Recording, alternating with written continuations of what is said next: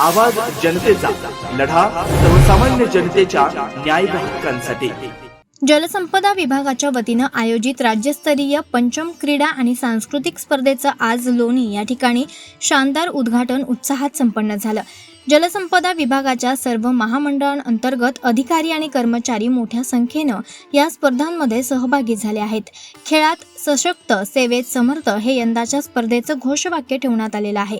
यंदाच्या स्पर्धांचे यजमानपद गोदावरी पाटबंधारे विकास महामंडळाच्या अंतर्गत अहिल्यानगर जिल्ह्यानं स्वीकारलं असून लोणी येथे स्पर्धांचं नियोजन करण्यात आलं आहे। लोणी येथील पद्मश्री डॉक्टर विठ्ठलराव विखे पाटील महाविद्यालयाच्या मैदानावर हा दिमागदार उद्घाटन सोहळा पार पडलाय।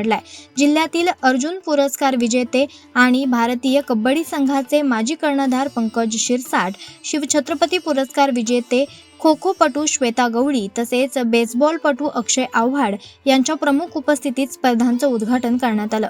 जलसंपदा मंत्री तथा अहिल्यानगरचे पालकमंत्री नामदार राधाकृष्ण विखे पाटील यांच्या अध्यक्षतेखाली संपन्न झालेल्या उद्घाटन सोहळ्यास जलसंपदा मंत्री गिरीश महाजन, जलसंपदा विभागाचे अप्पर मुख्य सचिव दीपक कपूर, विभागाचे सचिव डॉक्टर संजय बेलसरे, डॉक्टर सुष्मिता विखे तसेच पाचही महामंडळांचे कार्यकारी संचालक उपस्थित होते।